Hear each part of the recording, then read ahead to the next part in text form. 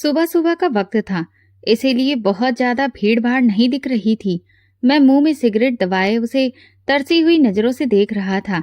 लड़की थी या खूबसूरती की मिसाल।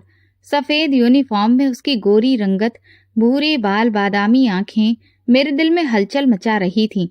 जी चाहता था उसे सामने बिठाकर आराम से देखूं। मैं उसे देखकर हमेशा बेकाबू सा हो जाता था। अपनी नजरों की तड़प छुपा नहीं सकता था। वो शायद मेरी नजरों से परेशान होकर जब मुझे देखती तो माथे पर बल पड़ जाते, आंखों में नफरत सी भर जाती थी। एक नजर मुझे घूर कर हिकारत से देखती और बिना कुछ कहे आगे बढ़ जाती, और मेरा मन करता उसकी हिकारत का ऐसा जवाब दूं कि वो सारी उम्र मुझे भूल ना पाए। यह अमीर बाप की सुंदर बेटियों को क्या पता अमीर क्यों ज्यादा पसंद होते हैं। मैं एक मोबाइल की दुकान पर मोबाइल रिपेयरिंग का काम करता था। जहां मेरी दुकान थी वो मोबाइल की एक छोटी सी मार्केट थी।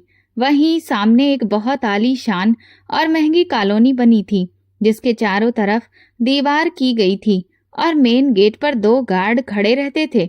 अंदर सिर्फ वही लोग जा सकते थे जो वहां रहते थे या उनके खास लोग थे। हम जैसे गरीबों को अंदर जाने की इजाजत नहीं थी। अगर किसी से मिलने जाना होता तो पहचान पत्र दिखाना पड़ता, क्योंकि वहां बड़े बड़े अफसरों, वकीलों के बंगले बने थे। वैसे तो वो लड़की ज्यादातर अपने ड्राइवर के साथ ही कॉलेज आती जाती थी, लेकिन शायद उसे मोबाइल खरीदने का बड़ा शौक था। रोज जब भी कॉलेज से वापस आती तो अपनी गाड़ी रुकवाकर अलग अलग दुकानों से मोबाइल देखती, उनकी कीमतें पूछती, कभी खरीद लेती तो कभी छोड़ देती, और फिर कुछ महीने बाद उसे सस्ते दाम में बेच देती और पैसों से फिर नया मोबाइल खरीद लेती। वही अमीरों वाली आदतें। पहली बार मेरी नजर उस पर तब पड़ी जब वो सामने वाली दुकान पर मोबाइल खरीदने आई। दुकान के एक कोने में मैं छोटे से टेबल पर बैठकर मोबाइल ठीक कर रहा था। जैसे ही उसे अंदर आते देखा, मैं देखता रह गया। बेहद खूबसूरत लड़की थी, कंधे पर छोटा सा बैग टांगे कह रही थी कि उसे नया मॉडल दिखाओ। दुकानदार मोबाइल दिखाने लगा, उसकी खूबियां बताने लगा और मेरी नजरें उस पर टिक गईं। मैं एक सुंदरता का दीवाना नौजवान था।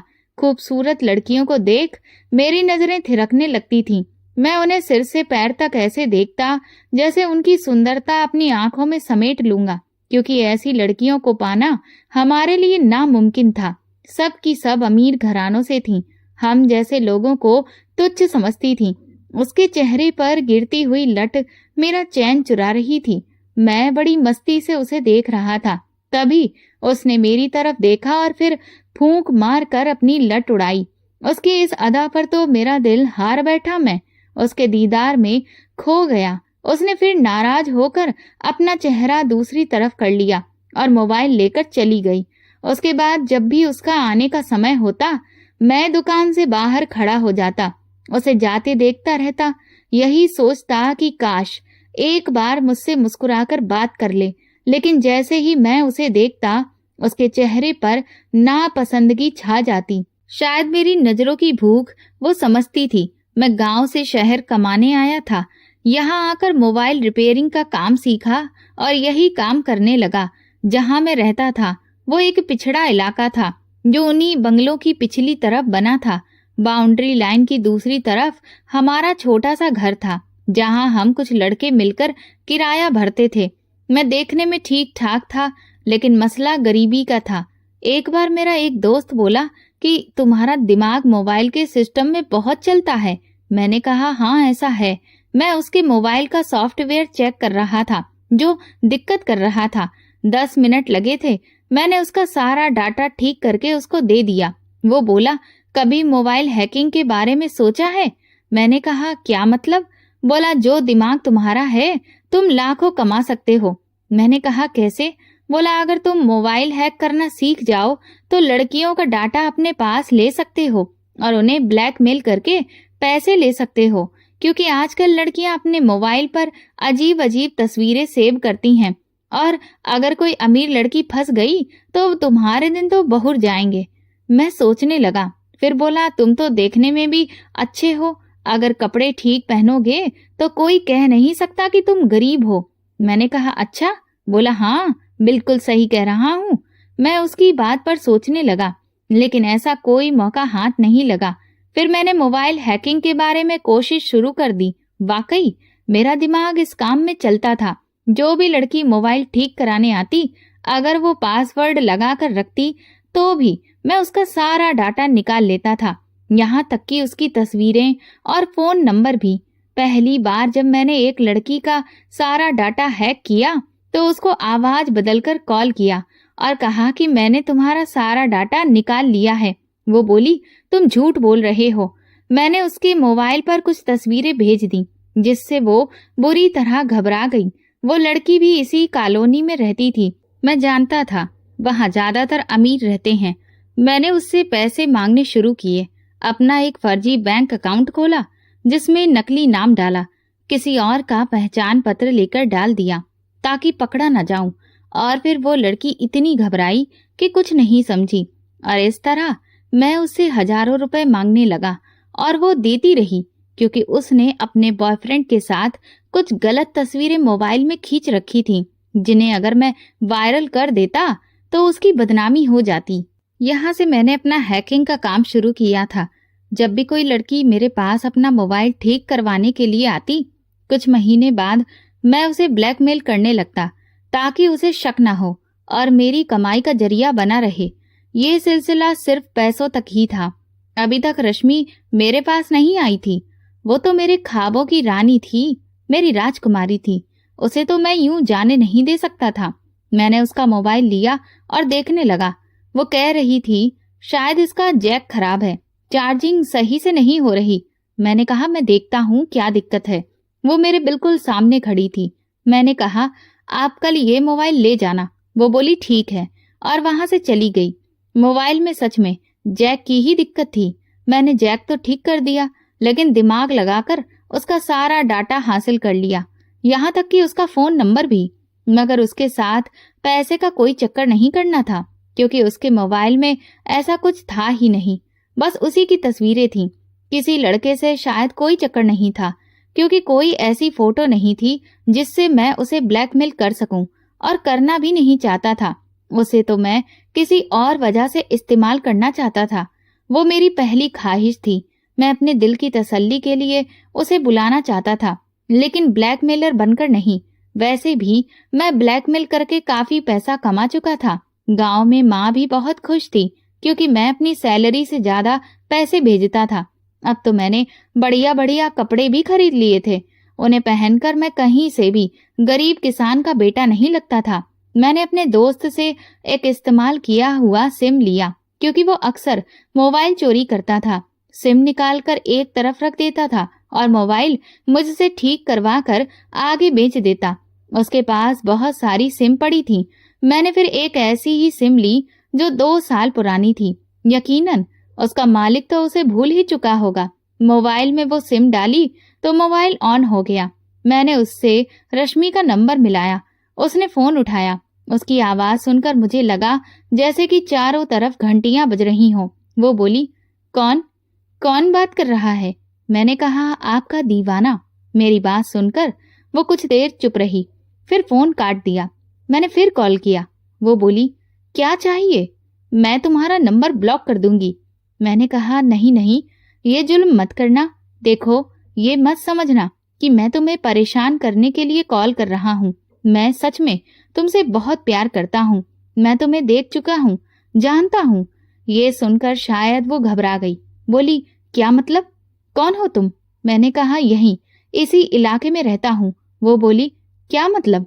मैंने कहा, रोज तुम्हें गली से गुजरते हुए भी देखता हूँ। बड़ी मुश्किल से तुम्हारा नंबर मैंने हासिल किया है। ये मत समझना मैं कोई आवारा टाइप का लड़का हूँ। मेरा बाप बहुत बड़ा बिजनेस करता है। मैंने उससे झूठ बोलना शुरू कर दिया। वो बोली, बताओ ना, कौन हो? अंकल संजय के बेटे हो जो बंगला नंबर 4 में रहते हैं? मैंने कहा, नहीं, मैं वो नहीं हूँ। फिर वो बोली, अंकल नरेश के बेटे हो जो ब्रिगेडियर हैं? मैंने कहा, नहीं, उनका बेटा भी नहीं हूँ। वो फिर पूछने लगी, फिर कौन हो? मैंने कहा, इतनी जल्दी तो नहीं बता सकता, लेकिन मेरा बंगला तुम्हारे बंगले से बड़ा और खूबसूरत है। मैं दिल से तुमसे प्यार करता हूँ। मेरी बात सुनकर वो हंस पड़ी। बोली पहले अपना परिचय तो दो। मैंने कहा इतनी जल्दी नहीं बताऊंगा, पहले वादा करो कि मुझसे तुम दोस्ती करोगी। कुछ वक्त लगा लेकिन वो मान गई। अगर मैं सच में अपना परिचय बता देता तो शायद नफरत से वो फोन बंद कर देती या फिर नंबर ही ब्लॉक कर देती, लेकिन उसने दोस्ती की हामी भर ली। मैं उससे बातें करने लगा। उससे कहता, मैंने तुम्हें फलां पार्क में देखा था, क्योंकि उस कॉलोनी में जगह जगह पार्क बने थे। मैं मोबाइल ठीक करके घरों तक पहुंचा देता था, इसलिए कॉलोनी की कई जगहों से मैं वाकिफ था। एक बार मैं एक आर्मी ऑफिसर के घर उसका मोबाइल देने गया था, तभी वहां बनी छोटी सी मार्केट के सुपर स्टोर में मैंने उसे देखा। मैं भी वहीं चला गया। वो अपने लिए चीजें खरीद रही थी। मैं कोने में खड़ा होकर उसे देखने लगा। उस वक्त उसने रानी पिंक कलर का बहुत ही प्यारा सा कढ़ाई वाला सूट पहना हुआ था। बाल वैसे ही खुले छोड़े थे, बहुत सुंदर लग रही थी। रात को जब मैंने उसे फोन किया तो मैंने कहा, आज तो तुम आसमान की कोई परी लग रही थी। वो कहने लगी, क्या मतलब? मैंने कहा, रानी पिंक कलर तुम पर बहुत जच रहा है। ये सुनकर वो शायद हैरान हो गई। कहने लगी, तुमने मुझे कहाँ देखा? मैंने कहा, दिल वाले तो कयामत की नजर रखते हैं। तुम हर वक्त मेरी आंखों के सामने रहती हो। वो कहने लगी, प्लीज मुझे बताओ तुमने मुझे कहाँ देखा? मैंने कहा, सुपर स्टोर में। वो कहने लगी, तुम वहां थे? मैंने कहा, हाँ। वो कहने लगी, मैंने तुम्हें नहीं देखा। मैंने कहा, तुमने देखा था, तुम्हें याद नहीं है। वो कहने लगी, तुमने मुझे देखा था तो फिर मेरे पास क्यों नहीं आए? मैंने कहा, इतनी जल्दी नहीं आ सकता, आऊंगा किसी दिन। वो कहने लगी, अब तो तुम्हें देखने को मेरा भी दिल कर रहा है। प्लीज मुझे अपनी एक फोटो भेजो, तुम्हें एक बार देखते ही मैं पहचान जाऊंगी। ये बात सच थी। वो मुझे देखती तो फौरन पहचान जाती। मैंने कहा, नहीं यार, इतनी जल्दी नहीं। वो कहने लगी, क्यों? क्यों नहीं? अगर तुम मुझसे दोस्ती रखना चाहते हो तो फिर मेरे सामने आओ। मैंने कहा, आऊंगा ना एक दिन, लेकिन अभी नहीं, प्लीज अभी मुझसे ऐसी डिमांड मत करो। वो मुझसे बातें करने लगी, लेकिन बार बार मेरा उस कॉलोनी में चक्कर नहीं लग सकता था। चौकीदार पहले मोबाइल के मालिक से फोन पर बात करता था, मुझे बताता था कि एक लड़का मोबाइल देने चाहता है, पास वाली मार्केट से आया है। जब मोबाइल का मालिक इजाजत देता तभी मुझे अंदर जाने की इजाजत मिलती थी, लेकिन अब मुझे रोज जाना था, उसे कहीं न कहीं देखना था, उसका हुलिया बताना था, ताकि वो मेरी मोहब्बत में गिरफ्तार हो जाए। इसीलिए मैंने वहां के चौकीदार से दोस्ती कर ली। मैं उसे 500 का नोट दिखाता और वो मुझे अंदर जाने देता। मैंने कहा, यार, अंदर जनरल स्टोर पर मेरे पापा काम करते हैं, वो बीमार रहते हैं, इसलिए मुझे उनकी दवाई देने जाना होता है। तुम ये 500 रख लो, मुझे जाने दिया करो। वो मान गया, इसलिए अब हर दूसरे तीसरे दिन मैं अंदर जाने लगा और जाता भी शाम के वक्त था। उस वक्त अक्सर वो लड़की वहां पर साइकिलिंग कर रही होती थी या पार्क में बैठी बातें कर रही होती थी या फिर सड़क पर टहल रही होती थी। काफी महिलाएं भी घर से बाहर ही होती थीं। मैं उस लड़की के घर को भी देख चुका था। उसके घर के सामने ही पार्क था, जहां बैठी वो अपनी किसी सहेली से बात कर रही थी। आज उसने लाल रंग की कुर्ती पहन रखी थी, साथ में जीन्स की पैंट थी। मैंने उसे फोन किया। मैंने कहा, आज तो तुम गुलाब का फूल लग रही हो। वो कहने लगी, क्या मतलब? क्या तुम मुझे देख रहे हो? मैंने कहा, मैं तो तुम्हें हर वक्त देखता हूँ, आज भी देख रहा हूँ। मुझसे बात करते करते वो सामने बने बंगलों की तरफ देखने लगी। कहने लगी, कहाँ खड़े हो तुम? अपनी बालकनी में हो या खिड़की में? प्लीज मेरे सामने आओ। उसकी बेचैनी देखकर मेरे अंदर जैसे कोई नशा सा चढ़ गया, ठंडक सी उतरी। मैं बेहद खुश हो गया। उसकी आंखों में अपने लिए बेचैनी देखकर वो मुझे देखने को बेचैन थी। मैंने कहा, नहीं यार, नहीं, इतनी जल्दी नहीं। अच्छा बात सुनो। कहने लगी, क्या? मैंने कहा, गुलाब का फूल तुम्हें दूंगा। वो कहने लगी, सच में? मैंने कहा, हाँ। वो कहने लगी, अच्छा, मैं तुम्हारी राह देखूंगी। मैंने फोन बंद कर दिया। वहीं लगे गुलाब के फूलों में से एक फूल तोड़ा। उस वक्त मैंने ब्लैक पैंट और ब्लैक शर्ट पहन रखी थी और ब्लैक कलर की कैप पहनी थी। अगर मैं तेजी से उसके पास से गुजरता तो वो मुझे देख नहीं सकती थी। जिस जगह वो बेंच पर बैठी थी, पीछे ही वॉकिंग ट्रैक था, जहां बहुत से लड़के वॉक कर रहे थे। किसी ने शॉर्ट्स पहना था, किसी ने पैंट शर्ट। मैं भी उसी ग्रुप में शामिल हो गया। 5-6 लड़के जब उसकी बेंच के पास से गुजरे तो मैंने गुलाब का फूल पीछे से उसकी गोद में फेंक दिया और खुद तेज कदमों से आगे बढ़ गया। वो पीछे पलटी और देखा, लेकिन उस वक्त जो लोग उसे दिखे वो ज्यादातर उम्र दराज बुजुर्ग थे जो वॉक कर रहे थे। वो फौरन खड़ी हो गई, इधर उधर देखने लगी। मैं पार्क में आ चुका था और एक पेड़ की ओट में खड़ा हो गया था। मैंने मोबाइल से फिर कॉल किया उसे। उसने फौरन फोन उठाया। मैंने कहा, ये तुम्हारे लिए, मेरा पहला तोहफा संभाल कर रखना। कहने लगी, तुम कहाँ हो? मैंने कहा, तुमसे कहा ना, अभी नहीं बताऊंगा। कहने लगी, ये क्या बात है, तुम मुझे बेवकूफ बना रहे हो। देखो, कहीं तुम बूढ़े तो नहीं हो, कहीं पता चले तुम 60 साल के हो और आवाज तुम्हारी लड़कों जैसी हो, क्योंकि मुझे तो यहाँ सब बड़े बड़े बुजुर्ग वॉक करते ही दिख रहे हैं। साथ साथ वो वॉकिंग ट्रैक पर चल रही थी और मुझसे बात भी कर रही थी और बड़ी तेज नजरों से इधर उधर देख रही थी। मैंने कहा, नहीं, मैं तुमसे बस 4 साल बड़ा हूँ। वो कहने लगी, अच्छा चलो अपना नाम बता दो। मैंने कहा, मेरा नाम मोहब्बत है। ये सुनकर वो खिलखिलाकर हंसी। कहने लगी, अपना असली नाम बताओ, मम्मी पापा ने भी तो कोई नाम रखा होगा ना। मैंने कहा, वो नाम तुम्हारे लिए खास नहीं। कहने लगी, तो तुम्हें क्या कहकर पुकारूं? मैंने कहा, माई किंग कह दिया करो। वो हंसती, कहने लगी, ये भी अच्छा नाम है। तुम्हारा नंबर मैं ऐसे ही नाम से सेव कर लूंगी। अब हमारी मोहब्बत का सिलसिला चल पड़ा। मैं तो वैसे भी उसकी मोहब्बत में डूबा हुआ था, लेकिन अब वो भी मेरी मोहब्बत का दम भरने लगी। मुझसे बहुत प्यार भरी बातें करती, कहती थी, तुम्हें देखने के लिए मेरी आंखें तरस गई हैं। प्लीज मुझसे और इंतजार मत कराओ, मेरे सामने आ जाओ, मैं तुम्हें देखना चाहती हूँ। उसके बिना रहना मेरे लिए भी मुश्किल था। दूसरी लड़कियों को ब्लैकमेल कर करके मैं उसके लिए कीमती तोहफे खरीदता और फिर उसके घर भेज देता। उस पर एक छोटा सा कार्ड लगाता जिस पर लिखा होता था, तुम्हारा किंग। एक बार वो फोन पर कहने लगी कि मैं भी तुम्हें तोहफा देना चाहती हूँ, तुम अपना पता मुझे क्यों नहीं बताते हो? मैंने कहा, मेरा पता तो तुम्हारे पास है। कहने लगी, क्या मतलब? क्या मैं जानती हूँ? मैंने कहा, अपने दिल में झांक कर देखो, मैं तुम्हें वहीं कहीं नजर आऊंगा। मेरी ऐसी बातों पर कभी कभी वो गुस्सा हो जाती, कहती, तुम बहुत बुरे हो। कभी कभी दिल करता कि तुमसे बात करना ही छोड़ दूं। मैंने कहा, ऐसा मत करना, बात नहीं करोगी तो मैं मर जाऊंगा। उसकी बेचैनियां, मुझे देखने का उसका इंतजार मेरे लिए सुकून बन गया।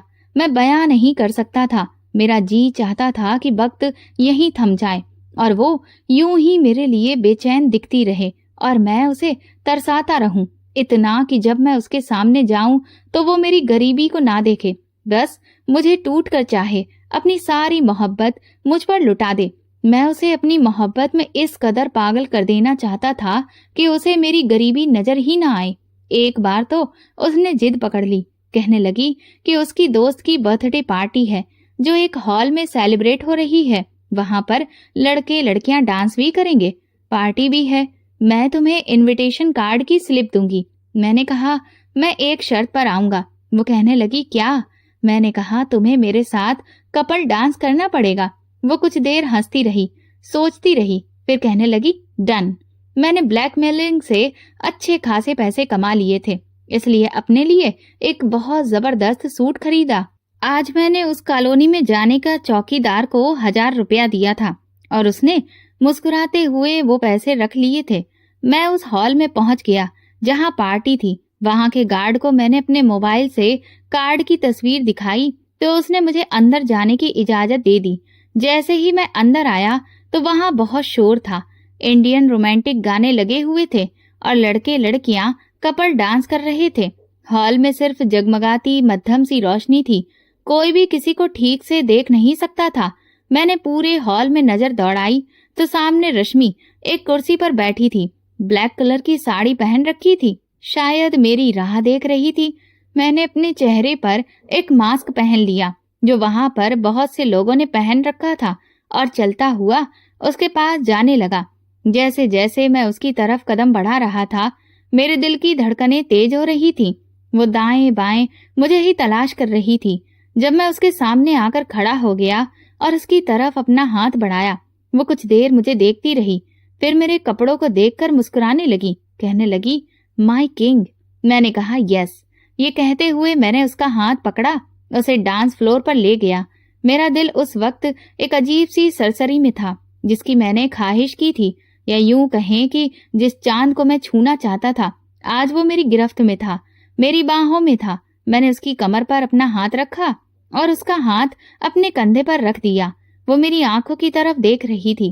कहने लगी, चेहरा क्यों छुपा रखा है? मैंने कहा, बस यूं ही अपनी मोहब्बत को आजमाना चाहता हूँ। कहने लगी, क्या मतलब? मैंने कहा, देखना चाहता हूँ तुम्हें मेरे चेहरे को देखने की बेताबी है या मुझसे मोहब्बत की। कहने लगी, मैं तुम्हारी बात नहीं समझी, तुम कहना क्या चाहते हो? मैंने कहा, सीधी सी बात है, अगर तुम्हें मुझसे मोहब्बत होगी तो तुम मुझे नकाब उतारने के लिए नहीं कहोगी। कहने लगी, बिल्कुल भी नहीं, मुझे तुम्हें देखना है, समझे? मैंने कहा, मतलब तुम्हें मेरे चेहरे से मोहब्बत है, मुझसे नहीं? अगर मैं ज्यादा खूबसूरत नहीं हुआ, एवरेज सा हुआ तो तुम मुझे छोड़ दोगी? कहने लगी, नहीं, मुझे तुम्हें ख्वाबों में भी देखना है और उसके लिए तुम्हें देखना जरूरी है। मैंने कहा, मुझे महसूस करना जरूरी नहीं है, आज हम सिर्फ एक दूसरे को महसूस करते हैं। वो मेरी आंखों में देख रही थी और मैं उसकी। कब हम दोनों एक दूसरे की आंखों में खो चुके थे। कुछ शायद यहाँ के माहौल का असर था, हमारी नजदीकियां बढ़ने लगीं।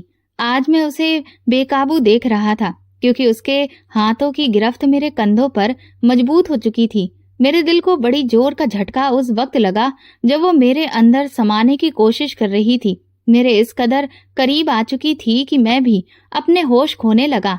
इससे पहले कि मैं उसके साथ कोई गुस्ताखी करता, बड़ी मुश्किल से मैंने खुद को संभाला क्योंकि मेरी रगों में शरीफ माँ बाप का खून दौड़ रहा था।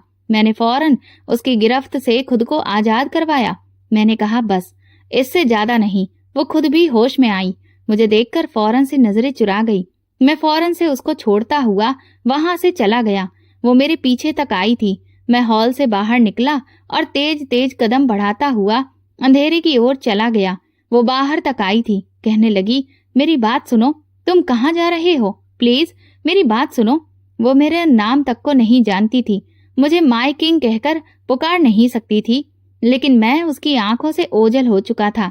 काफी देर वो इधर उधर मुझे तलाश करती रही, फिर अपने आंसू पोंछते हुए वापस हॉल में चली गई। जब तक मैं उस कॉलोनी के गेट तक पहुंचा, उसकी कॉल आने लगी। मैंने फोन उठाया। कहने लगी, मैं तुम्हारे बगैर अब नहीं रह सकती, बस अपना रिश्ता भेजो और अब मुझसे बात तब करना जब मेरे साथ तुम्हारा कोई मजबूत रिश्ता बन जाए। ये कहकर उसने फोन बंद कर दिया और मेरे होश उड़ के रह गए थे। अपने उस बस छोटे से कमरे में आकर जब मैंने अपनी बिछी हुई टूटी हुई चारपाई पर लेटा तो अपनी औकात मुझे चुभने लगी। किस हैसियत से उसका रिश्ता मांगता? एक मोबाइल रिपेयर की हैसियत से। उसका बाप तो मुझे धक्के दे देकर निकाल देता। मैंने उस लड़की की आंखों में अपने लिए पहले नफरत के जज्बात देखे थे। मोहब्बत तो बाद में हुई थी, बल्कि मोहब्बत उसे मेरे नाम से थी, मुझसे नहीं। अब फिर अगर वो मेरी शॉप पर आती तो वैसे ही नफरत और हिकारत से देखती थी, और अगर उसे ये पता चल जाता कि मैं ही वो लड़का हूँ जो उसे झूठ बोलकर और अपने आप को एक अमीर ज्यादा कहकर उससे बात कर रहा हूँ, तो वो तो मुझसे नफरत ही करती थी और मैं उसकी नफरत बर्दाश्त नहीं कर सकता था। पहली बार अपनी हैसियत देखकर मेरा जी चाहा कि दहाड़े मार मार कर रो लूं। मैंने उसकी कॉल का कोई भी जवाब नहीं दिया। मैं सोच रहा था कि बस चंद दिन उससे मैं बात नहीं करूंगा, देखूंगा कि वो कब तक मुझसे बात किए बगैर रह सकती है। बात दिल लगी की नहीं थी, बल्कि दिल तक पहुंच गई थी। 3 दिन उसकी कोई भी कॉल नहीं आई, मैंने भी उसको फोन नहीं किया। चौथे दिन वो मेरी शॉप पर आई। उसे यूं अपनी शॉप पर देखकर मेरा दिल तो धड़कना ही भूल गया था। उसकी आंखें बेतहाशा सूजी थीं। लग रहा था कि वो बहुत रोई है। ये देखकर मेरे दिल को कुछ हुआ था। दिल चाहा कि उसके सामने चला जाऊं, उसे कह दूं कि मैं हूं वो, मैं तुमसे बहुत मोहब्बत करता हूं, लेकिन मेरे पास पैसा नहीं है, लेकिन कह नहीं सकता था। मेरी जान उस वक्त निकल गई थी जब दुकान में दाखिल होते ही उसने 1 मिनट उस दुकानदार से बात की और फिर चलते हुए मेरे पास आई। अपने बैग में से एक टूटा हुआ मोबाइल निकालकर मेरे सामने रख दिया। उसकी स्क्रीन चकनाचूर हो चुकी थी। कहने लगी, इसे ठीक कर दो और स्क्रीन भी बदल देना। मैं हैरान था, उसके सामने कुछ बोल नहीं रहा था क्योंकि अब वो मेरी आवाज सुनते ही पहचान जाती। मैंने सिर हिलाकर हाँ कर दी। वो पूछने लगी, कितने पैसे लगेंगे? मैंने सामने पड़े कागज पर पैसे लिख दिए।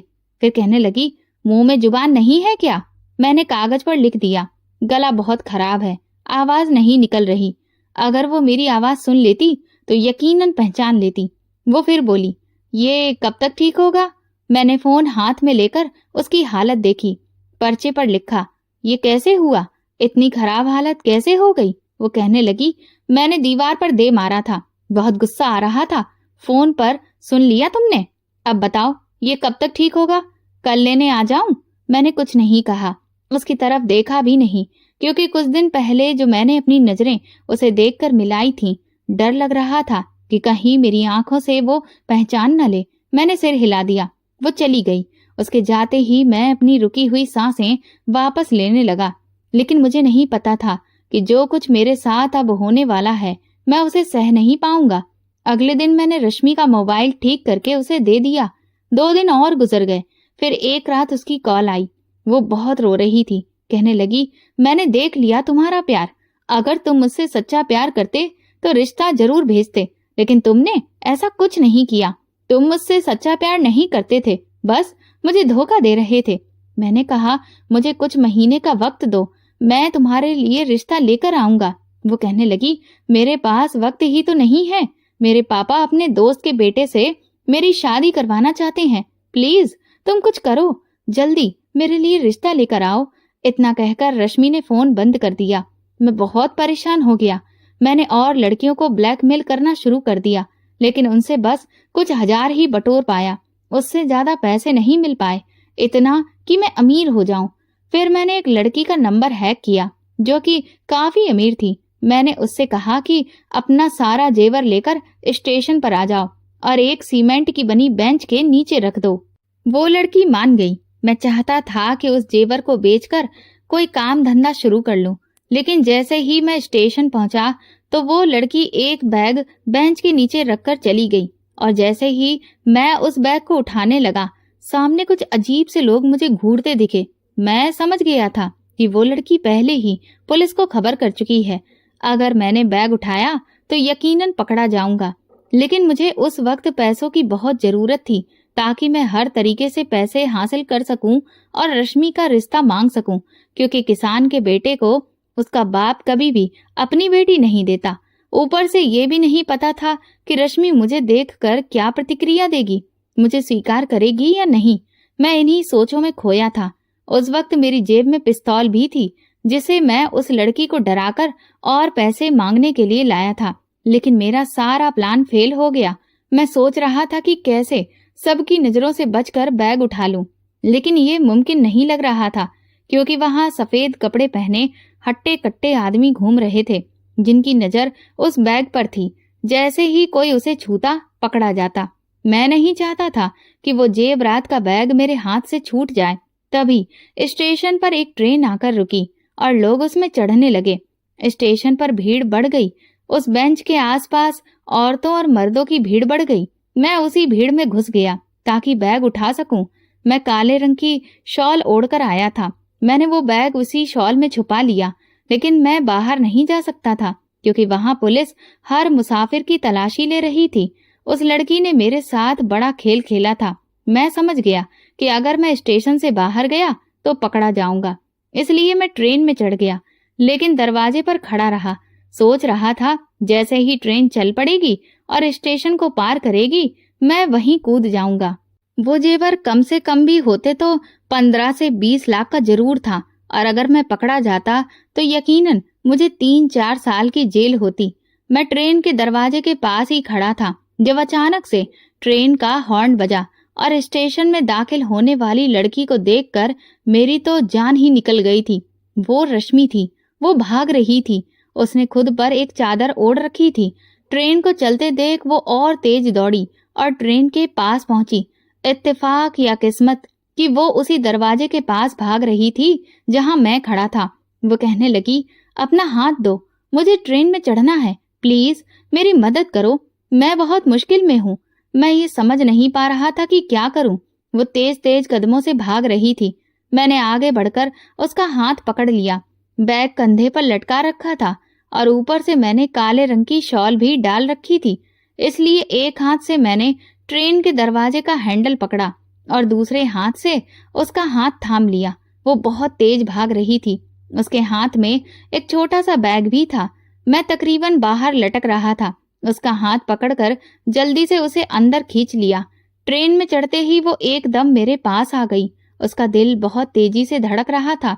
वो फौरन मुझसे पीछे हट गई। कहने लगी, आपका बहुत शुक्रिया। फिर वहां से अंदर की तरफ जाने लगी, लेकिन चंद कदम अंदर बढ़ाते ही पलटकर फिर से मुझे देखा। कहने लगी, तुम वही हो ना, मोबाइल रिपेयरिंग वाले? मैंने कहा, हाँ, मैं वही हूँ।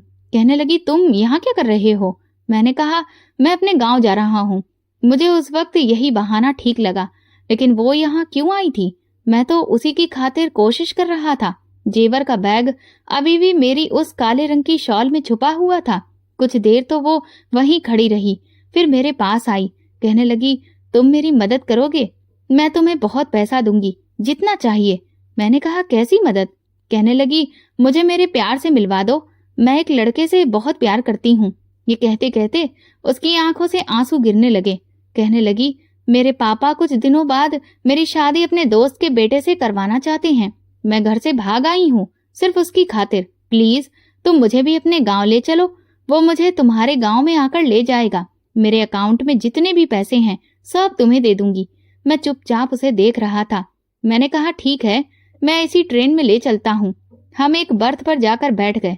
कुछ देर बाद जब टिकट चेकर आया तो ना मेरे पास टिकट थी और ना ही रश्मि के पास। जब टिकट चेकर रश्मि के पास आया, कहने लगा, टिकट दिखाइए। मैंने कहा, ये मेरे साथ हैं। वो कहने लगा, तो आप दिखा दीजिए। मैंने कहा, आप हमारी टिकट नई बना दीजिए। वो कहने लगा, नई क्यों बना दूं? मैंने कहा, हम प्लेटफॉर्म पर टिकट खरीदने ही वाले थे कि ट्रेन चल पड़ी। उस टिकट चेकर ने कंधे उचकाकर पूछा, कहाँ जाओगे? मैंने अपने गांव का नाम लिया। जब उसने मेरा नाम पूछा तो मैंने अपना आईडी कार्ड उसे पकड़ा दिया। मैंने कहा, मिस्टर एंड मिसेस पवन के नाम से ही आप टिकट बना दीजिए। ये सुनकर रश्मि के माथे पर बल आ गए। टिकट चेक करके वो वहां से चला गया तो मैंने कहा, सॉरी, लेकिन ये मेरी मजबूरी थी। मैं क्या कहकर परिचय कराता? कहने लगी, बहन कहते, मैसेज कहने की क्या जरूरत थी? मैं अपनी आवाज बदलकर बात करने की कोशिश कर रहा था। उसके बाद वो अपना मोबाइल बैग से निकालकर कॉल करने लगी। मेरा मोबाइल वाइब्रेशन पर था। जेब में लगातार वाइब्रेट हो रहा था। मैं कब से उसकी कॉल इग्नोर कर रहा था। वो मुझे कब से कॉल कर रही थी, लेकिन मुझे स्टेशन पर जेवर का छोटा सा बैग चुराना था, इसीलिए मैं कॉल को इग्नोर कर रहा था। अभी भी वो कॉल कर रही थी, लेकिन मैं उसके सामने कॉल नहीं उठा सकता था, वरना सब बात खुल जाती। बार बार कभी वो मैसेज करती तो कभी कॉल करती। उसके चेहरे पर बेचैनी साफ नजर आ रही थी। प्लीज फोन उठाओ यार। वो बार बार फोन कर रही थी। बार बार अपने चेहरे से आने वाला पसीना पोंछ रही थी। मैं बड़ी देर से उसे देख रहा था। उसे अपने लिए इस कदर बेचैन देखकर पता नहीं मुझे क्या हो रहा था। बहुत बड़ा कदम था जो उसने मेरी खातिर उठाया था और एक बहुत बड़ी जिम्मेदारी अब मुझ पर भी आ पड़ी थी।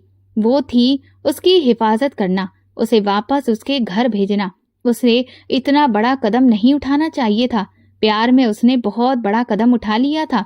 कुछ देर के बाद ट्रेन रुकवा दी गई थी। शायद कोई दिक्कत हो गई थी कि अचानक से पुलिस की टीम उस ट्रेन में घुस गई। कहने लगी, हमें एक लड़की की तलाश है, इसीलिए हम हर केबिन की तलाशी लेंगे। ये सुनते ही रश्मि का रंग उड़ा। वो कहने लगी, ये लोग मुझे ही ढूंढ रहे हैं। प्लीज पवन, मुझे इनसे बचा लो। ये सुनकर तो मेरे भी होश उड़ गए। मैं उसे उठाकर ट्रेन के वॉशरूम में ले गया। उस वक्त वहां कोई भी नहीं था। मैं वॉशरूम का दरवाजा खोलकर उसके साथ अंदर घुसा और दरवाजा बंद कर लिया। वो कहने लगी, तुम पागल हो, ये क्या कर रहे हो? वो बुलंद आवाज में बोली। मैंने उसके मुंह पर कसकर हाथ रख दिया और अपनी उंगली अपने होठों पर रखकर उसे चुप रहने का इशारा किया। कुछ ही देर के बाद एक पुलिस की टीम ने वॉशरूम का दरवाजा खटखटाया। रश्मि बहुत बुरी तरह से डर गई। मैंने जोर से कहा, किसको तकलीफ है यहाँ? सुकून से रहने दो। वो पुलिस की टीम कहने लगी, हम किसी लड़की को तलाश कर रहे हैं। मैंने कहा, तो जाकर ढूंढो ना वो लड़की, मेरे साथ वॉशरूम में तो नहीं घुस सकती ना। जाओ यार, पहले ही बड़ी इमरजेंसी में हूँ। मेरी बात सुनकर कदमों की आवाज मुझे वॉशरूम से दूर जाती हुई सुनाई दी। मैंने फिर राहत की सांस ली और रश्मि के मुंह से हाथ हटा लिया। कुछ देर हमें वहीं इंतजार करना पड़ा। जब ट्रेन चल पड़ी तो हम बाहर निकले। कुछ देर ट्रेन के दरवाजे के पास खड़े अपनी सांसों को ठीक करते रहे। रश्मि मुझे देखकर मुस्कुरा रही थी और कहने लगी, तुम तो बहुत अच्छे लड़के हो। उसकी बात सुनकर मैंने उसकी तरफ देखा और कहा, क्यों, पहले बुरा लगता था? रश्मि कहने लगी, मैं तो तुम्हें वैसे ही समझती थी। मैंने पूछा, कैसा समझती थी? वो अपनी हंसी दबाती हुई बोली, छोड़ो, बताऊंगी तो तुम्हें बुरा लगेगा। मैंने कहा, मैं तुम्हें गुंडा, मवाली, लोफर और छिचोरा लगता होगा ना? उसकी हंसी फूट पड़ी। मैंने कहा, मैं ऐसा ही हूँ। उसकी हंसी अभी खत्म भी नहीं हुई थी कि मैंने जेब से सिगरेट निकालकर होठों में दबाई, लाइटर से जलाई और पीने लगा। रश्मि कहने लगी, मैं सोच भी नहीं सकती थी कि तुम मुझे यूं भी बचा सकते हो। मुझे तो लगा था कि बस अब मैं पकड़ी जाऊंगी। मैंने सिगरेट का कश लेकर धुएं को हवा में उड़ा दिया। मैंने पूछा, घर से क्यों भागी हो? रश्मि कहने लगी, किसी से मोहब्बत करती हूँ, तुम्हें बताया तो है। मैंने कहा, फिर भी घर से भागना सही नहीं था। रश्मि बोली, मेरे पास और कोई रास्ता ही नहीं था। मैंने पूछा, क्या तुम्हें उस शख्स का पता है? वो तुम्हारे साथ फेयर भी है या फिर अनफेयर? रश्मि कहने लगी, जान न्यौछावर करता है मुझ पर, लेकिन पता नहीं मेरा फोन क्यों नहीं उठा रहा। उसे फिर से फोन याद आया। रश्मि बोली, अपना फोन दो मुझे, मैं वहीं से ट्राई करती हूँ। ये सुनकर मैं सिगरेट पीना भूल गया। मैंने कहा, नहीं, मैं अपना फोन किसी को नहीं देता। रश्मि ने कहा, ये क्या बात हुई? मैं कौन सा तुम्हारा फोन लेकर भाग जाऊंगी? बस एक कॉल ही तो करनी है। मैंने कहा, मैं फिर भी नहीं दूंगा। फोन वाला मजाक मुझे बिल्कुल पसंद नहीं है। अगर मैं उसे अपना फोन देता तो यकीनन वो अपना नंबर देख लेती। पता नहीं उसका क्या रिएक्शन होगा जब उसे पता चलेगा कि मैं ही वो लड़का हूँ। कुछ देर के बाद हम वापस आकर अपनी सीटों पर बैठ गए। रश्मि बर्थ पर लेट गई। मैं खिड़की के पास बनी कुर्सी पर बैठ गया और सिगरेट पीने लगा। अभी भी वो जेवर मेरे पास थे। सुबह 6 बजे मेरा गांव आ चुका था। मैंने रश्मि को जगाया और उसे स्टेशन पर उतार कर अपने घर ले गया। मेरी माँ और मेरे पिता उस अजनबी लड़की को मेरे साथ देखकर मुझे आश्चर्य से देख रहे थे। मेरी माँ कहने लगी, ये कौन लड़की है? मैंने कहा, एक मजबूर लड़की है। ट्रेन में इसका भाई इसके साथ सफर कर रहा था, लेकिन एक स्टेशन पर वो कुछ लेने के लिए नीचे उतरा। इससे पहले कि वो बेचारा ट्रेन पर चढ़ता, ट्रेन ही चल पड़ी और फिर वो वहीं रह गया। मुझे मजबूरन इसे यहाँ लाना पड़ा। जैसे ही इसका भाई इसे लेने आएगा, मैं इसे उसके हवाले कर दूंगा। मैंने बहाना बनाया। रश्मि मेरी तरफ हैरत से देख रही थी। वो मेरे कान के पास आकर धीरे से कहने लगी, इतने बहाने तुम्हारे दिमाग में आ कैसे जाते हैं, वो भी इतनी जल्दी? मैंने धीरे से कहा, सीधी खड़ी रहो, मेरी माँ देख रही है। ये सुनकर वो सीधी हो गई। मेरी माँ ने उसे मेरी छोटी बहन के कमरे में भेज दिया। मेरे पिता मेरे पास आए और कहने लगे, तुम बिना बताए क्यों वापस आ गए? मैंने कहा, मैं तो आपको सरप्राइज देना चाहता था। मुझे क्या पता था कि आपको बुरा लगेगा। मेरे पिता बोले, ऐसी बात नहीं है, बहरहाल तुम थके हुए आए हो, इसीलिए अब तुम जाकर आराम करो। मैं अपने छोटे से कमरे में चला गया, अपनी शॉल उतारी और फिर उसका बैग अपनी अलमारी में रख दिया। कुछ देर आराम करने के लिए मैं लेट गया। अपनी जेब से बटुआ निकालकर एक तरफ रख दिया। कुछ देर में मैं सो चुका था, लेकिन तभी बहस की आवाज सुनकर अचानक से मेरी आंख खुल गई। मैं फौरन उठकर बैठ गया। बाहर मेरे पिता मेरी माँ पर चिल्ला रहे थे। मैं समझ गया कि मम्मी पापा की वही रोज की लड़ाई शुरू हो चुकी है, लेकिन होश तो मेरे उस वक्त उड़ गए जब बाहर से पापा मेरा नाम लेकर मेरी माँ को डांट रहे थे। मुझे तो उस कमबख्त पर पहले ही शक था। उठाओ उसको और बुलाकर लाओ, आज मैं उस नालायक की टांगे तोड़ दूंगा। मैं परेशान था कि अब मैंने ऐसा क्या कर दिया। मेरी छोटी बहन घबराई हुई मेरे कमरे में आई और कहने लगी, पापा बहुत गुस्से में हैं भाई, आपको बुला रहे हैं। मैंने उठकर अपने कपड़े ठीक किए और फिर कमरे से बाहर आ गया। सामने पापा बड़े गुस्से से मुझे घूर रहे थे। मम्मी आंसू बहा रही थी। मैंने मम्मी की तरफ देखा तो उन्होंने गुस्से से अपना रुख बदल लिया। पापा कहने लगे, मुझे तो पहले ही यकीन था ये कमबख्त कोई ना कोई गुल जरूर खिलाएगा। मैंने कहा, मैंने क्या किया है? पापा ने ट्रेन की टिकट्स की पर्ची मेरे हाथ में रखी। कहने लगे, कमबख्त, वो लड़की बीवी है तेरी, और तू कह रहा था कि वो बेचारी ट्रेन में रह गई थी, उसका भाई उसे लेने आएगा। झूठ बोला तुमने मुझसे। कमबख्त, कोर्ट मैरिज करके आया है तू। ये कहकर एक थप्पड़ पापा ने मेरे मुंह पर मारा, फिर अपनी छड़ी पकड़ ली। मैंने कहा, पापा प्लीज छड़ी से मत मारना, कसम से बहुत जोर से लगेगी। पापा कहने लगे, आज तुम्हारी टांगे तोड़ दूंगा। सामने मेरी बहन के कमरे के दरवाजे पर रश्मि हक्का बक्का मुझे देख रही थी। पापा ने जैसे ही मुझे मारने के लिए छड़ी उठाई, मैंने वहीं बैठकर आंखें बंद कर ली, लेकिन मुझे बस एक ही छड़ी पड़ी थी। दूसरी छड़ी पर पापा का हाथ रुक गया था। रश्मि की आवाज मेरे कानों में पड़ी। कहने लगी, प्लीज आप इसे कुछ नहीं कहें, इनका कोई कसूर नहीं है। मैंने आंखें खोलकर देखा तो रश्मि ने छड़ी पकड़ी हुई थी। शायद उसी ने पापा को मारने से रोका था। पापा कहने लगे, लड़की तुम कमरे में जाओ। इस नालायक ने हमें बिरादरी के सामने मुंह दिखाने के काबिल नहीं छोड़ा। भला शादी करने का ये कौन सा तरीका है? वो कहने लगी, आप मेरी बात तो सुने। लेकिन मम्मी उसका हाथ पकड़कर उसे मेरी बहन के कमरे में ले गई। फिर पापा कहने लगे, जो तुम लोगों ने करना था कर लिया, अब बस तुम कमरे में जाओ। हम अपने बुजुर्गों से बात करते हैं, देखते हैं कि वो क्या कहते हैं। मैंने कहा, पापा पहले मेरी बात तो सुन लें, ऐसा कुछ नहीं है। पापा कहने लगे, मैंने तुम्हारे चाचा और बुआ को बुलाया है, दोपहर को सबके सामने तुम्हारी दोबारा से शादी करवाएंगे, ताकि सारी बिरादरी को पता चल सके कि तुम शादी कर चुके हो और हमारी रजामंदी से कर चुके हो। ये सुनकर मैं हैरत से अपने पापा को देखने लगा। मैंने कहा, पहले मेरी बात तो सुन ले। पापा कहने लगे, बस अब कुछ नहीं सुनना। मैं अभी बात कर ही रहा था जब चाचा आ गए, मुझे लानत देकर कोसने लगे।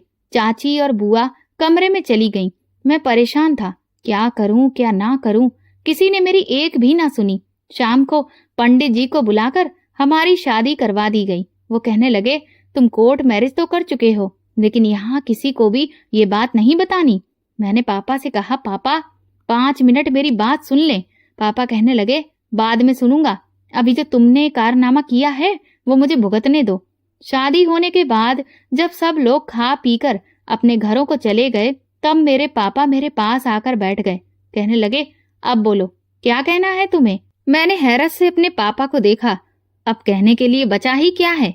मैंने कहा, कुछ नहीं कहना, लेकिन मैं ये सोच रहा था कि कमरे में किस मुंह से जाऊंगा। बहुत ही अजीब सी सिचुएशन थी जिसमें मैं फंस चुका था। मम्मी कहने लगी, जाओ, तुम्हारी बीवी तुम्हारा कमरे में इंतजार कर रही है। मैं खामोशी से कमरे में आ गया। जेब में रखा मेरा मोबाइल वाइब्रेट कर रहा था। यकीनन वो मुझे फोन कर रही थी। मैंने जेब से फोन निकाला तो रश्मि का नंबर जगमगा रहा था। मैंने फोन काट कर ऑफ कर दिया। जैसे ही मैंने कमरे का दरवाजा खोला, वो फोन कान पर लगाए रोए जा रही थी। जैसे ही उसने मुझे देखा, घबराकर सिमट कर बैठ गई। मम्मी ने शायद उसे अपनी शादी का संभाला हुआ जोड़ा पहनने को दिया था। मैंने दरवाजा बंद किया। कहने लगी, देखो खबरदार, जो तुमने मेरे पास आने की कोशिश भी की तो उसकी आंखों में रोने की वजह से काजल फैल चुका था, लेकिन उस फैले हुए काजल में भी वो बेहद हसीन लग रही थी कि कुछ पल मैं अपनी नजर हटाना ही भूल गया। वो बार बार वो फोन कर रही थी। नंबर बंद था तो उसने मायूस होकर फोन उठाकर साइड पर रख दिया। कहने लगी, तुम्हारे घर वालों ने जबरदस्ती मेरी तुमसे शादी करवाई है। मैं ऐसा कुछ नहीं चाहती। उन्होंने मेरी कोई बात नहीं सुनी। मैं बार बार कह रही थी कि वो जो समझ रहे हैं वो ठीक नहीं है। मैंने कहा, मेरे साथ भी ऐसा ही हुआ है। वो कहने लगी, झूठ मत बोलो, तुमने ट्रेन में जानबूझकर मुझे अपनी बीवी के नाम से इंट्रोड्यूस करवाया था और फिर अपने पापा के सामने वो टिकटें रख दी। मैंने कहा, मैंने नहीं रखी, मेरी बहन लेकर गई थी। देखो, मुझे इस बारे में कुछ भी पता नहीं था, लेकिन वो मेरी बात सुनने को तैयार ही नहीं थी।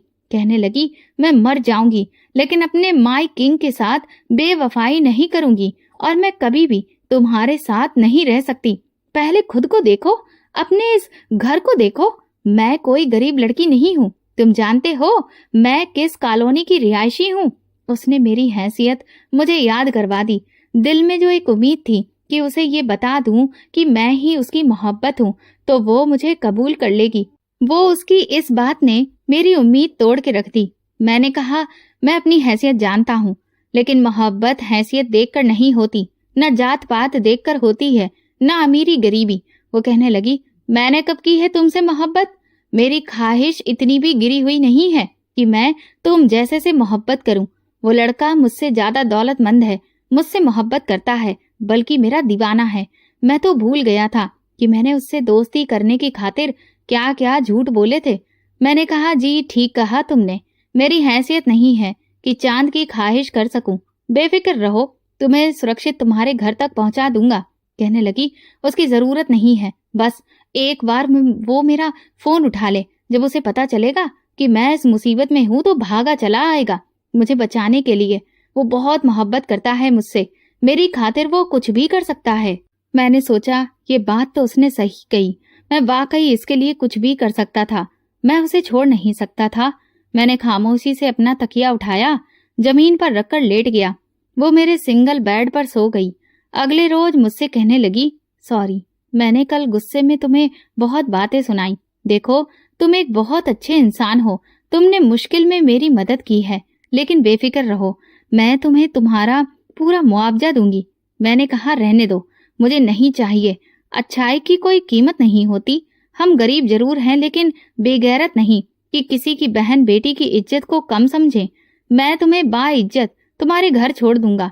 मैंने कहा, अगर चंद दिनों में उसने फोन नहीं उठाया तो मेरी राय है कि तुम अपने बाप के पास वापस चली जाओ। इस 4 दिन की मोहब्बत के लिए अपने माँ बाप को जलील मत करो, मैं तुम्हें तलाक भी दे दूंगा। ये कहकर मैं कमरे से बाहर चला गया। मैं सोच चुका था कि अब मैं उसे फोन नहीं करूंगा ताकि वो अपने घर वापस चली जाए, क्योंकि वो कभी भी मुझे एक्सेप्ट नहीं करेगी। जब वो मेरी सच्चाई जानेगी तो मुझसे नफरत करेगी, और मैं नहीं चाहता था कि वो मुझसे नफरत करे। बस एक बेनाम सा रिश्ता था। मैं चाहता था कि वो हमेशा मुझे चाहती रहे, मुझसे मोहब्बत करती रहे और समझती रहे कि शायद मेरी कोई मजबूरी थी। जब उसने मुझे मेरी हैसियत याद करवाई थी, मैं समझ गया था वो कभी भी मेरे इस घर में, इस माहौल में नहीं रहेगी। और फिर मैंने मोहब्बत की शुरुआत झूठ से की थी, और ऐसी मोहब्बत का यही नतीजा होता है। 2 दिन वो बहुत कॉल करती रही, लेकिन मैंने फोन ऑफ ही रखा। तीसरे दिन मैंने उससे कहा कि वो अपनी तैयारी कर ले, मैं उसे उसके बाप के घर छोड़ आऊंगा, उसे तलाक भी दे दूंगा। पहले तो वो बार बार फोन करती रही। मैंने कहा, धोखेबाज था वो, अगर मोहब्बत करता होता तो जवाब देता, फोन उठाता। उसने सिर्फ तुमसे वक्त बिताया था। कहने लगी, ऐसा नहीं हो सकता, मैंने उसकी आंखों में अपने लिए मोहब्बत देखी थी। उसकी आंखें मैं अभी तक भूल नहीं पाई। उसने आंसू भरी आंखों से मेरी तरफ देखा। मैंने फौरन नजरें चुरा ली, कहीं मेरी आंखें देखकर पहचान ही ना जाए। मैंने कहा, अब चलो।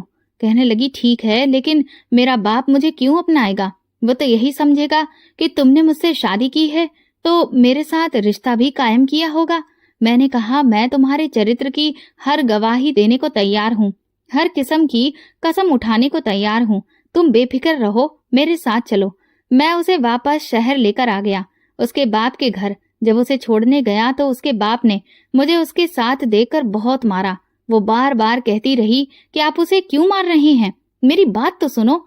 वो कहने लगे, ये कमीना तुम्हें अपने प्यार के जाल में फंसाकर यहाँ से लेकर गया था, हम इसे जिंदा नहीं छोड़ेंगे। तुम यकीनन इसके बहकावे में आकर घर छोड़कर गई थी। इससे पहले कि वो मेरे सामने आकर खड़ी हो जाती, मेरा बचाव करती, उसके बाप ने उसे बाजू से पकड़ लिया। अपने गार्ड से कहने लगे, इसको इतना मारो कि जान से ही मार डालो। ये गंदी नाली का कीड़ा, इसकी हिम्मत कैसे हुई मेरी बेटी के साथ मोहब्बत करने की, उसे बहकाने की। वो कहने लगी, डैड, ये वो नहीं है, भगवान के लिए इसे कुछ मत कहो। वो गरीब है लेकिन बेगैरत नहीं है। प्लीज मेरी एक बार बात सुन लो। लेकिन किसी ने उसकी एक नहीं सुनी। मैं मार खाता रहा, क्योंकि मैं जानता था कसूरवार तो मैं हूँ। मुझे मार मार कर घर से बाहर निकाल दिया गया। मैं बहुत जख्मी हालत में था, लग रहा था कि बस अब मैं मर जाऊंगा। जब उसके बाप के गार्ड्स ने मुझे बाहर सड़क पर फेंका, किसी कचरे के ढेर की तरफ, फिर कॉलोनी के गार्ड से कहकर मुझे बाहर फेंक दिया गया। वहां रहने वाले मेरे दोस्तों ने जब मुझे देखा तो वो मुझे घर ले गए, मेरी मरहम पट्टी भी करवाई। मैं बिल्कुल चुप हो गया। कुछ दिन बाद मैं तलाक देने के लिए रश्मि के घर दोबारा गया ताकि ये सिलसिला खत्म करूं। तो उसके घर पर मैंने देखा कि ताला लगा हुआ था। पड़ोसियों से पूछा तो वो कहने लगे कि उसके घरवाले उसे विदेश ले गए हैं, शायद इटली या लंदन, और कुछ साल तक वो वापस नहीं आएंगे। मैंने कहा मुझे उनका कोई नंबर ही दे दो, मेरा उनसे संपर्क करना बहुत जरूरी है। वो कहने लगे कि हमें उनका कोई नंबर नहीं पता। मैं बेहद परेशान था क्योंकि वो अभी भी मेरी पत्नी थी। फिर सोचा शायद उसके बाप अदालत से सब कुछ खत्म करवा देंगे। मैंने बहुत कोशिश की कि उसे भुला दूं। मैं दोबारा उसी दुकान पर रिपेयरिंग का काम करने लगा, लेकिन मैंने हर गलत काम छोड़ दिया। ना किसी लड़की की तरफ आंख उठाकर देखा, ना ही किसी की हैकिंग की। मेरे पास जो जेवर पड़ा था वो भी मैंने उस लड़की को वापस कर दिया जिसकी मैंने चोरी की थी। ईमानदारी से मैं काम करने लगा। 1 साल में उस शख्स की पूरी दुकान मैं संभालने लगा और तनख्वाह भी बढ़ गई। मेरे बाप को लगा कि शायद मैं अपनी बीवी के साथ शहर में ही बस गया हूँ। फिर मेरा सेठ मुझे कहने लगा कि उसने दुबई में अपनी एक शॉप खोली है और वो चाहता है कि मैं दुबई में उसके मोबाइल की शॉप पर काम करूं, क्योंकि उसे मुझ पर बहुत भरोसा था। मैं दुबई चला गया और दिन दुगनी रात चौगनी तरक्की करने लगा। 3 साल के अंदर मैंने अच्छा खासा पैसा कमा लिया और बड़ी बड़ी मोबाइल कंपनियों से मेरे कांटेक्ट होने लगे। मैंने अपना खुद का काम शुरू किया और खूब तरक्की भी करने लगा। 5 साल का अरसा गुजर गया। 5 साल बाद मैंने उसे देखा। उस वक्त उसकी उम्र 24 से 25 साल थी और मैं 29 साल का हो चुका था। लेकिन पहली नजर में ही उसे पहचान गया। वो भी मेरी तरफ देखते ही दौड़कर मेरे पास आई और बोली, तुम पवन हो ना? मैंने कहा, कहाँ चली गई थी तुम? मैंने तुम्हें बहुत ढूंढा, तुम्हारा घर बंद था। बहुत कोशिश की कि तुमसे संपर्क हो जाए। मैं तुम्हें आजाद करना चाहता था क्योंकि अभी भी तुम मेरी पत्नी हो। वो बोली, हाँ। मैंने जब अपने पापा को बताया कि मजबूरी में मुझे तुमसे शादी करनी पड़ी तो मेरे पापा ने भी तुम्हें ढूंढने की बहुत कोशिश की थी, लेकिन तुम मिले नहीं। वो अपने आंसू पोंछते हुए बोली। मैंने पूछा, यहाँ कैसे आई हो? बोली, जॉब के सिलसिले में आई थी। मैंने कहा, तुमने कोर्ट से तलाक ले लिया होगा, यकीनन खुला मुकदमा हुआ होगा, तुम्हारे हक में फैसला हो गया होगा। वो मेरी आंखों में देखकर कुछ नहीं बोली। कुछ देर बाद एक नौजवान लड़का पास आया और बोला, चलो रश्मि। रश्मि बोली, बस तुम जाओ, मैं 2 मिनट में आ रही हूँ। वो नौजवान बहुत अच्छा दिख रहा था। मैंने पूछा, ये तुम्हारा पति है? रश्मि ने कहा, नहीं, ये मेरा भाई है। मैंने पूछा, तुम्हारा पति कौन है? बोली, माइक किंग। ये सुनकर मेरा दिल जोर जोर से धड़कने लगा। ये कौन था जो मेरे नाम से उसकी जिंदगी में शामिल हो गया था? मैंने कहा, कौन है वो, मुझे बताओ। मेरी आवाज में बेचैनी थी। रश्मि बोली, तुम्हें नहीं पता? मैंने कहा, मुझे कैसे पता होगा? मैंने कहा, चलो, बधाई हो, तुम्हें तुम्हारी मोहब्बत मिल गई। रश्मि बोली, हाँ मिल गई, लेकिन बहुत समय गुजर गया।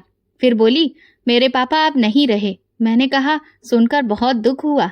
वो मुझसे बोली, अच्छा खासा पैसा कमा लिया तुमने? मैंने कहा, लेकिन हैसियत वही है, आज भी उसी मकान में रहता हूँ। जब वापस जाऊंगा तो वहीं रहूंगा। हाँ, मकान थोड़ा अच्छा करवा लूंगा। वो बोली, वापस कब जाओगे? मैंने कहा, बस 15 दिन में वापस। अब इतना पैसा हो गया है कि वहां जाकर अपना कारोबार मैं अच्छे से शुरू कर सकता हूँ। रश्मि बोली, तुमने शादी कर ली? मैंने कहा, नहीं। रश्मि बोली, क्यों नहीं की? मैंने कहा, बस मैं भी तुम्हारी तरह किसी से मोहब्बत करता हूँ, लेकिन उसकी हैसियत की मैं बराबर नहीं हूँ। डर लगता है कि अगर कह दूंगा तो कहीं वो मुझसे नफरत ही ना करने लगे। रश्मि बोली, कभी कहा नहीं तुमने उससे? मैंने कहा, नहीं, डर लगता था। रश्मि बोली, एक बार तो कम से कम कहकर देखो। ये कहते हुए वो सिसकियों से रोने लगी। मैं उसकी शक्ल देखने लगा। बोली, पवन, एक बार तो तुम मुझसे कहते कि तुम वही हो। भगवान की कसम, तुम्हारे लिए मैं सब कुछ छोड़ देती, अपने पापा का राजपाट तक ठुकरा देती। तुमने मेरी मोहब्बत को समझा ही नहीं, हैसियत देखकर तोल दिया। ये मेरी मोहब्बत की आखिरी हद थी कि कई साल मैंने सिर्फ तुम्हारे नाम से मोहब्बत की, तुम्हारे लिए एक रात की शादी की, सिर्फ कुछ लम्हों की खातिर। मैं सब कुछ छोड़कर तुम्हारी खातिर अपने घर से भाग गई और तुम्हें लगा कि तुम्हारी हैसियत जानकर मैं छोड़ दूंगी। मैं हैरत और ताज्जुब से सुन रहा था। मैंने कहा कि तुम्हें कैसे पता चला कि मैं कौन हूँ? रश्मि बोली, तुमने मेरे साथ सही नहीं किया। फिर अपने पर्स में से मेरा मोबाइल निकालकर मुझे थमा दिया, जो शायद कहीं पर गिर गया था। उसमें उसका नंबर और हमारी सारी कॉल रिकॉर्ड्स थी, जो मैं कई बार सुनता रहता था, दीवानों की तरह। रश्मि बोली, मेरे पापा मुझे लंदन ले गए थे, मेरा रिश्ता भी कर दिया गया था, लेकिन मैंने कहा कि मैं उसकी पत्नी हूँ।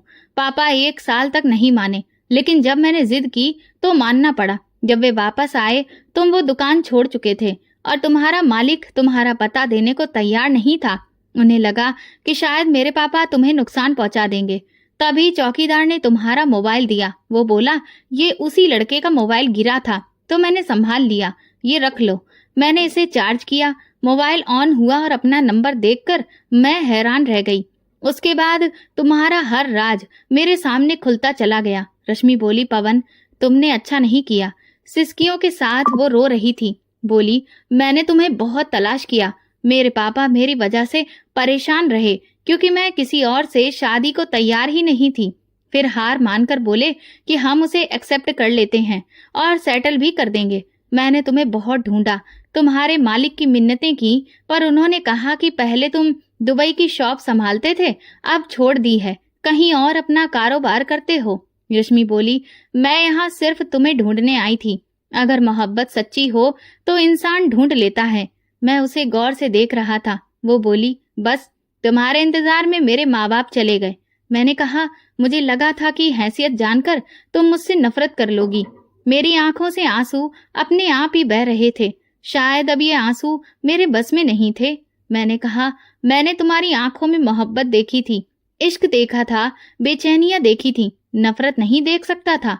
मैं अपने आंसू पोंछते हुए बोला, आज मैं तुम्हारी हैसियत का हो चुका हूँ, इसलिए आंखों में आंखें डालकर कह सकता हूँ कि मैंने तुमसे मोहब्बत की है और बहुत टूट कर की है। मेरे ये कहने पर रश्मि मेरे पास से लगकर रोने लगी। आंखों में अश्क थे, लेकिन शायद मोहब्बत की परीक्षा खत्म हो चुकी थी। मैं जब वापस भारत गया तो उसे अपने साथ अपने गांव ले गया, अपने घर में अपनी पत्नी की हैसियत से। कुछ महीनों बाद मैंने शहर में एक खूबसूरत सा बंगला खरीद लिया और वहां रश्मि और अपने पूरे परिवार के साथ रहने लगा। साथ ही अपने कारोबार को भी अच्छे से चलाने लगा। रश्मि अब मेरे साथ बहुत खुश थी और मैं भी हर दिन भगवान को उसे मुझसे मिलाने के लिए धन्यवाद कहता था। दोस्तों, गलत तरह के कामों का अंत हमेशा बुरा ही होता है, इसीलिए हमें कभी भी इस तरह के कोई भी काम नहीं करने चाहिए, बल्कि अपनी मेहनत से ही खुद के जीवन को बेहतर बनाना चाहिए। बस ये पूरी कहानी काल्पनिक है, इसका किसी भी व्यक्ति, स्थान या वास्तविक घटना से कोई संबंध नहीं है। इसका उद्देश्य केवल मनोरंजन और सस्पेंस आधारित कहानी प्रस्तुत करना है। इसमें दर्शाई गई घटनाएं, पात्र और परिस्थितियां पूरी तरह से कल्पना पर आधारित हैं। हम किसी भी प्रकार के अपराध, धोखे या गलत व्यवहार का समर्थन या प्रचार नहीं करते। आपको ये कहानी कैसी लगी मुझे कमेंट सेक्शन में जरूर बताएं। मेरे चैनल को सब्सक्राइब कर वीडियो को लाइक कर दें और वीडियो को हाइप भी दें। ऐसी और भी रोमांचक कहानियों को सुनने के लिए मेरे चैनल के साथ बने रहें। धन्यवाद।